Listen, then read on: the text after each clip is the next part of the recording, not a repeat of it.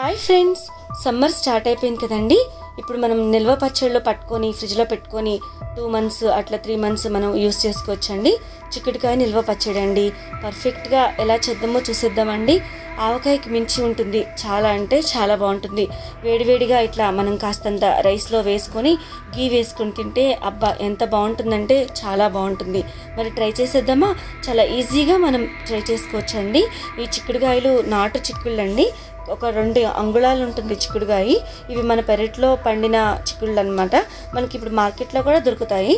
So వీటిని తీసుకొచ్చి మనం పికిల్ పట్టుకుంటే ఈజీగా ఒక 3 months నిల్వ ఉంటుంది. చాలా అంటే చాలా బాగుంటుంది. మరి మనం ఎలా ప్రిపేర్ చేసుకుందామో చూసేద్దామా అండి. ముందుగా చింతపండు నేను జస్ట్ మనం చింతపండు ఒక 100 grams తీసుకొని 1 కప్పు హాట్ వాటర్లో ఇట్లా జస్ట్ మనం నానబెట్టుకొని ఉంచుకోవాలి. గుజ్జు తీసుకొని పక్కన పెట్టుకోవాలి.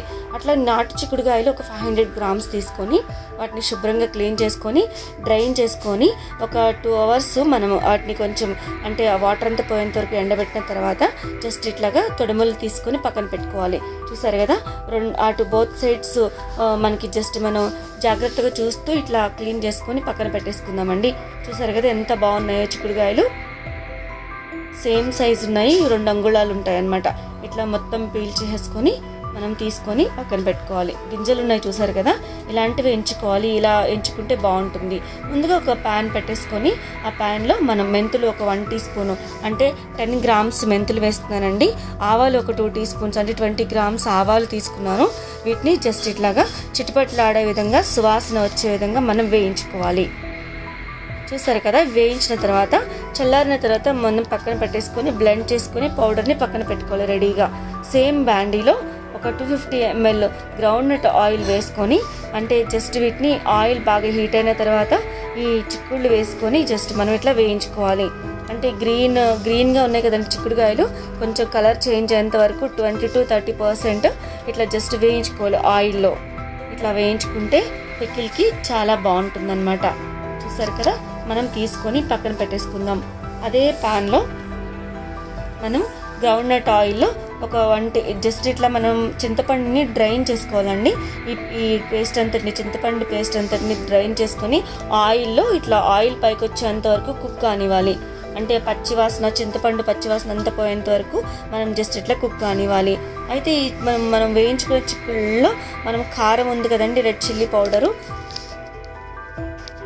పౌడర్ వేసేసుకోవాలి. రెడ్ చిల్లీ పౌడర్ ఒక 1 cup 70 grams వస్తుందండి. అలాగే సాల్ట్ 1/2 cup 50 grams సాల్ట్ వస్తుంది. అట్లానే మనం మెంతిపిండి ఆవపిండి చేసుకున్నాం కదండి, ఆ పౌడర్ని కూడా వేసేసుకొని జస్ట్ ఇట్లాగా మనం ముందుగా ఉడికించుకున్న చింతపండు పేస్ట్ ఉంది కదండి, ఆ పేస్ట్ చల్లారిన తర్వాత దీనిలో వేసుకోవాలి.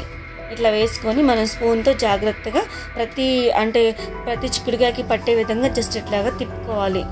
చూసారు కదా ఫ్రెండ్స్, మొత్తం ఈక్వల్గా కలిసే విధంగా తిప్పుకోవాలన్నమాట.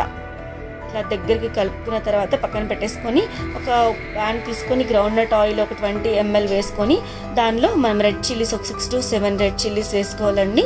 అట్లానే ఆవాలు ఒక 1 teaspoon వేసుకున్నాను. వేసుకొని జస్ట్ ఇట్లా చిటపట్లాడే విధంగా తిప్పుకోవాలి. సిమ్లో పెట్టుకొని జాగ్రత్తగా లో ఫ్లేమ్లో పెట్టుకొని వేయించుకోవాలి. అలాగే జీలకర్ర 1 teaspoon వేసుకున్నానండి. అది కూడా వేసేసుకొని కొంచెం వేగే విధంగా జస్ట్ ఇట్లాగా మనం తిప్పుకోవాలన్నమాట. అలాగే గార్లిక్ వెల్లుల్లిపాయలు మనం పీల్ చేసుకొని జస్ట్ తొడిమి తీసుకొని ఒక 8 to 10 వేసుకొని ఇట్లాగా నూనెలో వేయించుకోవాలి. ఈ విధంగా మొత్తం మనం ఆయిల్లో ఒక సిమ్లో పెట్టుకొని జాగ్రత్తగా వేయించుకోవాలి. అట్లనే కరివేపాకు మనం ఒక 2 రెబ్బలు తీసుకొని వాటిని కూడా ఈ ఆయిల్లో మంచిగా వేగే విధంగా వేయించుకోవాలన్నమాట. చూసారు కదా, ఇప్పుడు ఇంగువ ఒక 1/2 teaspoon వేస్తున్నానండి. ఇంగువ వల్ల మనకి పికిల్ అనేది చాలా సువాసన అనేది బాగుంటుంది. అలాగే పసుపు ఒక 1/2 teaspoon యాడ్ చేసుకున్నాను. ఈ పసుపు కూడా కొంచెం పచ్చివాసన పోయేలాగా జస్ట్ ఇట్లాగా తిప్పుకోవాలి. మొత్తం తిప్పుకొని చల్లారే వరకు పక్కన పెట్టుకొని మనం ఇప్పుడు ఈ చిక్కుడుకాయల్లో ఇది కలిపేసుకోవాలండి. మనం తాలింపు వేసుకున్నాం కానీ ఈ తాలింపుని జస్ట్ ఇట్లాగా మనం కలుపుకోవాలి. మొత్తం కలిసే విధంగా కలుపుకొని ఒక 3 days మనం పక్కన పెట్టేసుకోవాలండి. ఎందుకంటే ఈ 3 days మనకి చిక్కుడుకాయ అంతా మంచిగా దగ్గరికి వచ్చి మంచిగా మాగుతుందండి. ఇట్లా మాగడం వల్ల చిక్కుడుకాయ మెత్తగా సాఫ్ట్గా అవుతుంది. మంచిగా తినడానికి కూడా చాలా బాగుంటుంది. ఫ్రెండ్స్, మీరు కూడా ట్రై చేయండి ఫ్రెండ్స్. మీ కామెంట్స్ని మాకు తెలియచేయండి. Thanks for watching. Please like, share and subscribe.